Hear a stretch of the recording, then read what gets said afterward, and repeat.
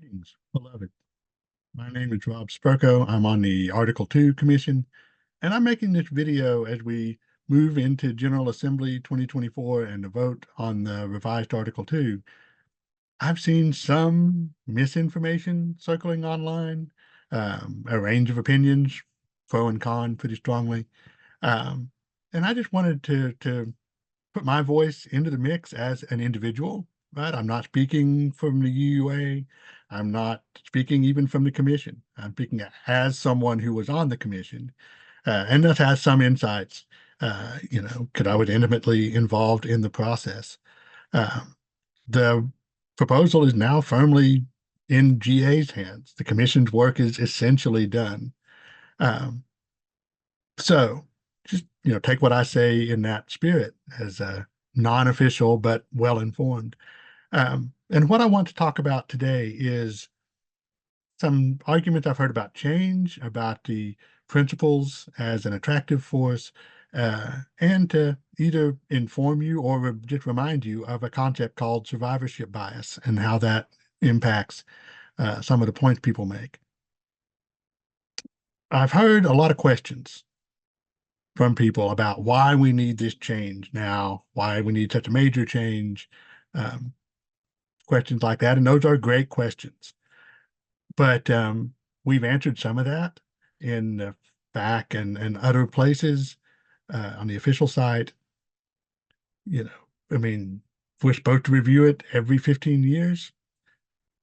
The board in 2017 was faced with a number of things that had bubbled to the surface. The eighth principle project, some movement around changing the first principle to include all beings rather than just all people. Um, some questions about the sources and the list of sources and what was and wasn't included. And so they decided to open the whole thing back up. It was time under the bylaws, but also there were a number of factors that led to that decision. And then they had a couple of years of workshops at GA where they developed the charge. Then they gave us the charge and we did our work and presented, obviously, what we'll be voting on this year.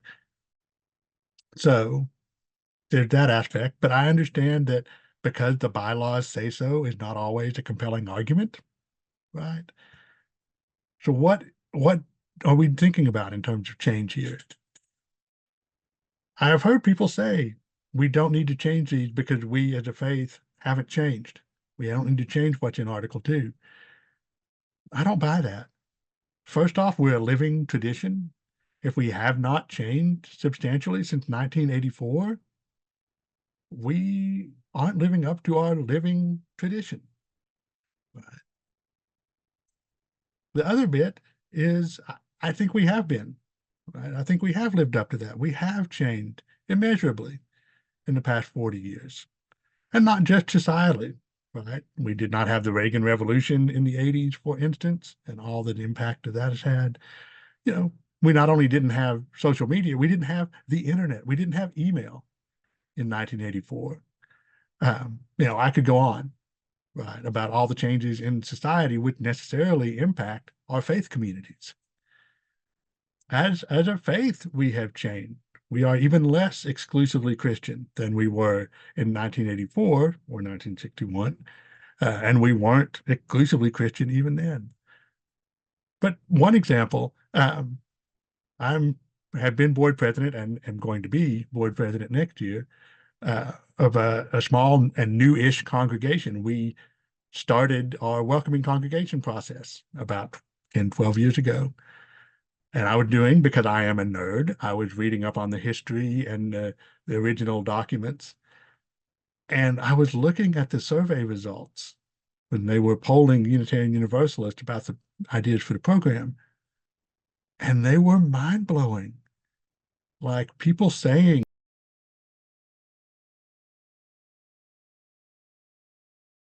and worse things. And these were Unitarian Universalists in the 80s. They were good people. They were good people. And some of them still are good people. We've changed. That is no longer the default majority position of a lot of Unitarian Universalists.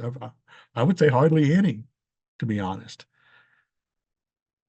So that is a major shift. You know, we not only ordain queer clergy, we ordain trans clergy, we celebrate it as a part of people's identities in a way that we just did not, could not in the 80s. We had not grown in that way. It really like taught me a lot of humility reading those accounts. What is it we are doing and thinking and saying now that 40 years from now, future Unitarian Universalists are going to be kind of cringy about? So that's one thing, right? I mean, we've in 1984 we had districts, for instance, which we don't anymore. Um, Certainly, that's more efficient in terms of stewarding our resources and time and all that. There are people who argue we actually lost some important things by shifting that way.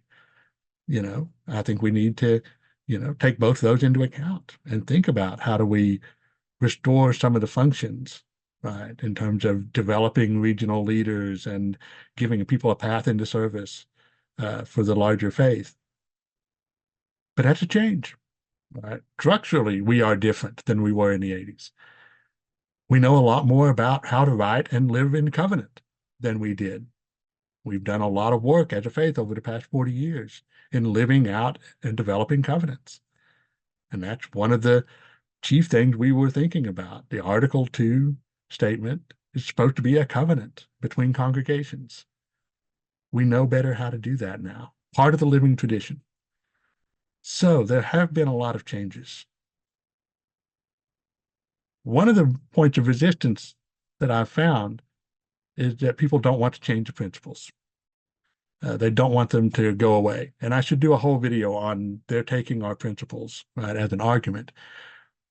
But one of the things people say is they're deeply meaningful to me. And of course, they are meaningful to me. Um, I don't want to, as they say, yuck someone else's yum. This is why it's been hard in some conversations around the Article 2 revisions. I don't want to make that argument that there's something lacking or flawed or problematic about the principles because I know they are so deeply meaningful to people. The individuals have taken this congregational statement, right, and taken it as their own statement of values and ethics. So I hear you on that. They don't have to go away. Individuals can still hold them dear. Congregations can still have them on their walls. They don't work great as a covenant in terms of the way we know how covenants are supposed to work, to articulate shared agreements and to, give a sense of what behaviors we should aspire to. And there's just argument there that the principles are what attracted me to Unitarian Universalism. Again, I feel that. But here's where a question had come up for me. And again, I'm speaking for me. There's this thing called survivorship bias, right? Um, it's the question you ask in leadership settings. That is a hard question to remember to ask, but crucially important. Who is not in the room? Right. The definition, I'm paraphrasing the Wikipedia definition here. Um, Survivorship bias is a logical error focusing on those who have passed a selection test while overlooking those who did not. And it's kind of selection bias, and they say it leads to overly optimistic beliefs because multiple failures are overlooked. Who is not in the room? Here's the thing, another major change over the past 40 years has been the stunning rise in the number of nones, right? People with no religious affiliation, but who have some spiritual life. We know that there are a lot of people out there in that category who do share our values. Why are they not in our churches? Why are they not in our religious communities? If you're going to argue that the principles work wonderfully to attract people, then you have to ask that question. Where are all these people who should be in our churches and who are not? The definition of foolishness, as they say, is repeating the same behavior and expecting different results. So, to understand what I'm saying here, um, the classic example, right, is this story from World War II. They were trying to figure out how to better protect the planes that were flying missions. Um, the military leadership got the statistical research group at Columbia University involved. They carefully mapped in all the bullet holes on the planes that had come back and, started developing a plan, right, to armor those places.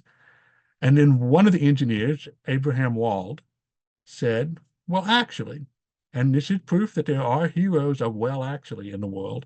He said, well, actually, these are the planes that make it back. These are the planes, that survived these shots. What about the planes who didn't make it back? They must be getting hit in these other locations, which is why they don't make it back. We need to put the armor where these bullet holes are not.